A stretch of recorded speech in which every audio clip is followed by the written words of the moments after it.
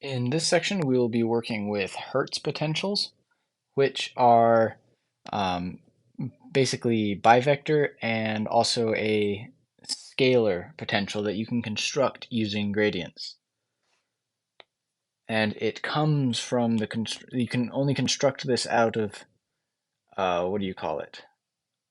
Out of this the transverse bivector z. You can only construct it out of this. So all of this section is assuming that you've chosen a gauge such that c is equal to 0. So it starts with recalling that z is equal to a perpendicular or transverse minus c transverse, which implies, or so like if we have this, then if we take we're just going to consider for now taking the relative reverse. And if you remember, the relative reverse was defined as gamma naught z reverse, spacetime reverse, gamma naught. And this is equal to gamma naught. And then if we reverse a, we get negative a. And if we reverse I, actually reversing I does nothing, but reversing c negates it. And namely, there's this property, I is equal to I reverse here. So we're going to be using that. I'll put this up here.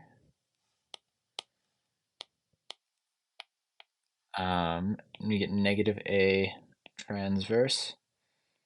Then we get plus c transverse, then I. So, and then gamma naught.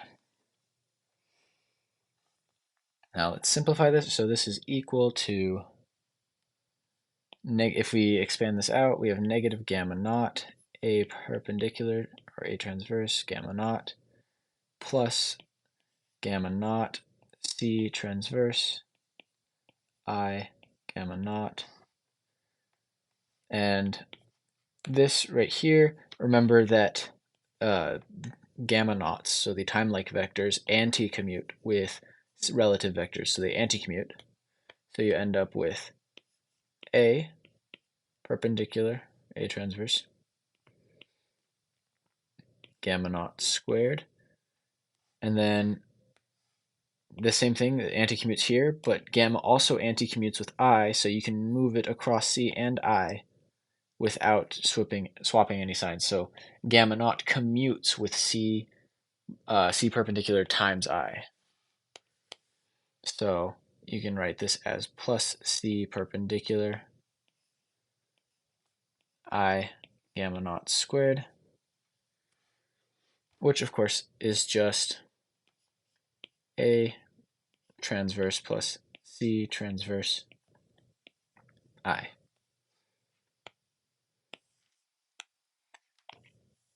I'm trying so hard not to sneeze. I don't know what it is, but there's something messing with my allergies today.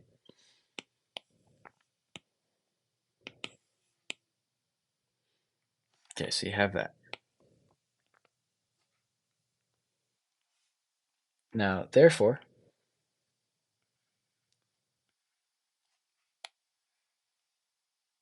you have Z is equal to capital Z gamma naught. And if you actually commute this gamma naught all the way over, you end up with a negative sign on all of these. So the gamma naught will commute here, but it will anti-commute here, giving a negative sign. So it ends up being the negative of Z dagger. So you end up with, oh, that was weird. You end up with negative gamma naught Z, capital Z dagger. You end up with this.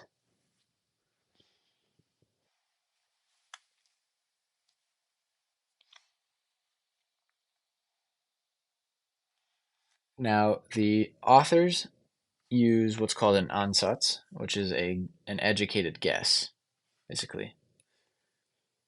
The authors follow Hertz's example, use the guess. They're copying Hertz, who did this. Authors used the guess that Z dagger is equal to negative gradient or the curl of some field pi I, which this is equal to just negative the Lie, or the yeah, I think it's the Lie bracket, just the anti-commutation bracket here. So that's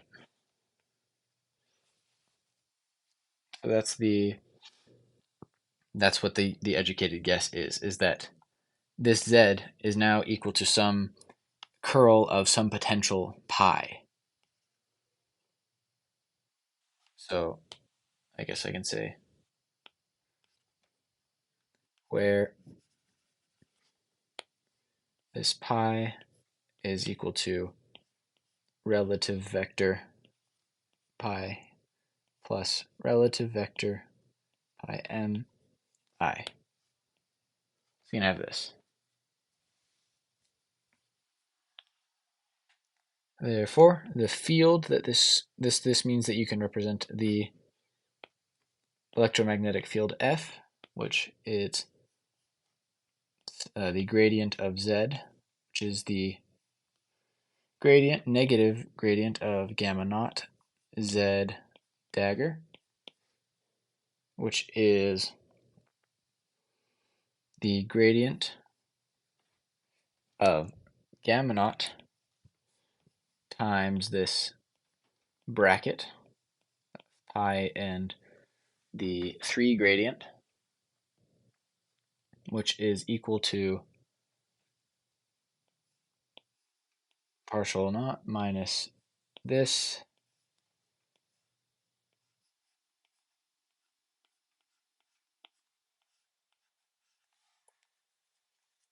and we can commute over, we can move this I from here.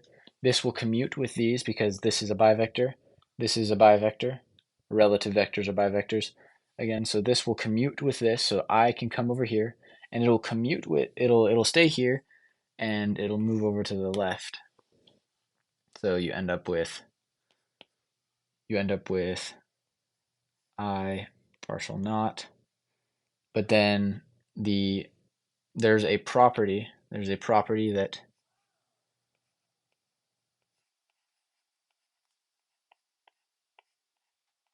this is equal to 0.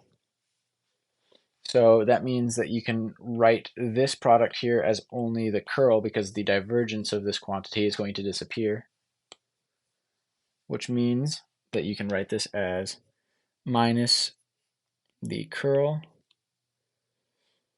and then you get the curl times I, so you get this times I, but there's going to be an I squared here because this commutes over. So you're going to get this I squared, which gives a negative to a positive, which makes this negative positive.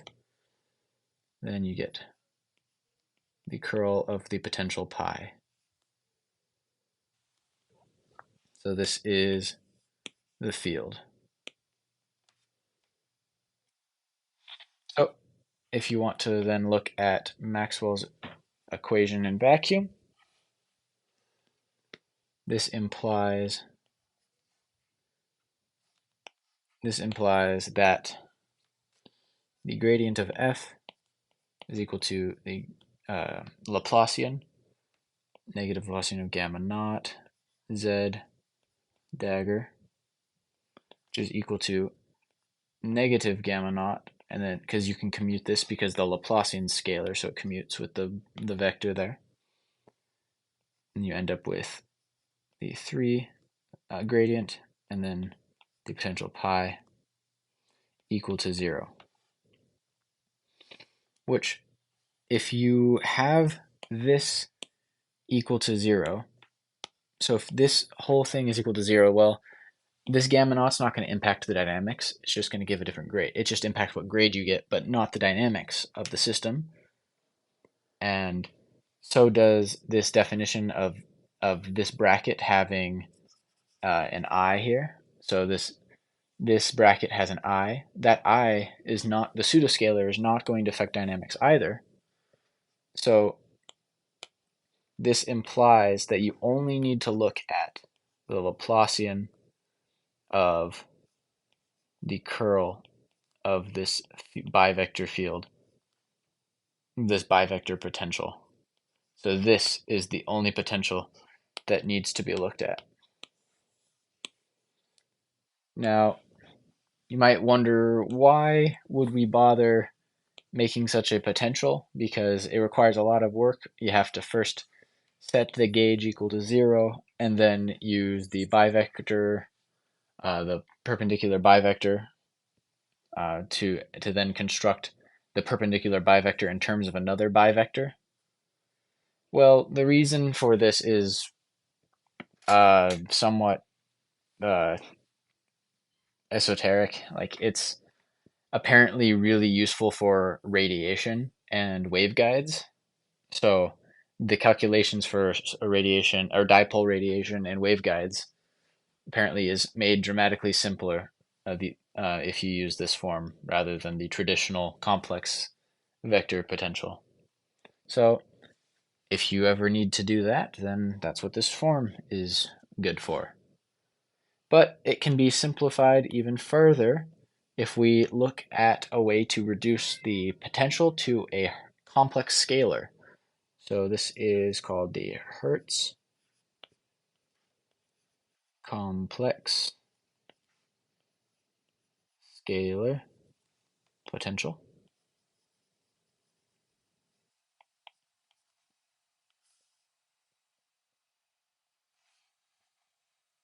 So the first step here is actually to just factor this pi. So factor pi into a relative vector pi and then a complex number or a complex scalar. So where this is a relative constant vector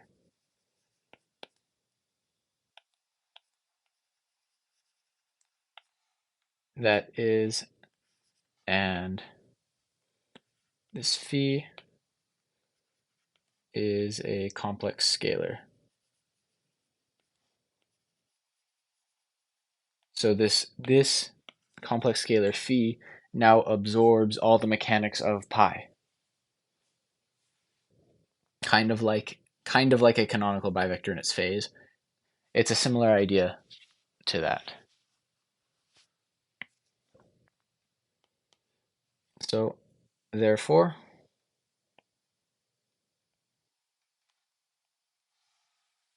if we consider, we can just directly go to this Laplacian right here. We can directly go there and see that when we factor this out,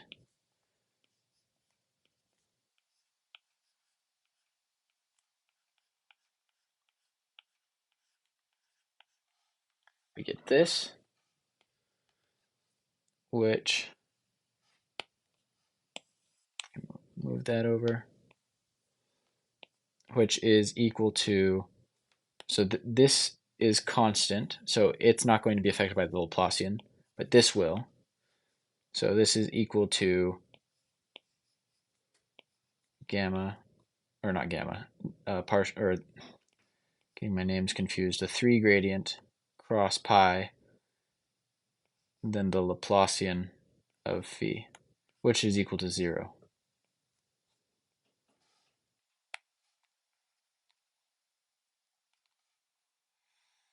Okay, so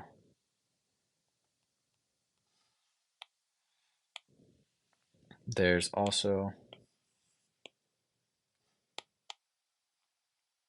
if we're looking at the dynamics of the system, this is constant. So for a similar reason where we only had to look at this in this equation, we only have to look at the Laplacian of this complex scalar.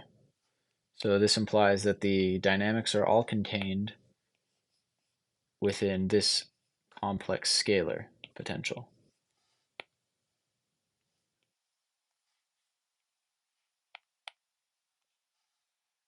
So that.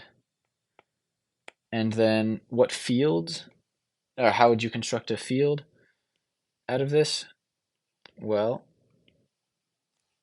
if we remember, because like say you're computing phi, how would you actually get an electromagnetic field from that? Well, you could just,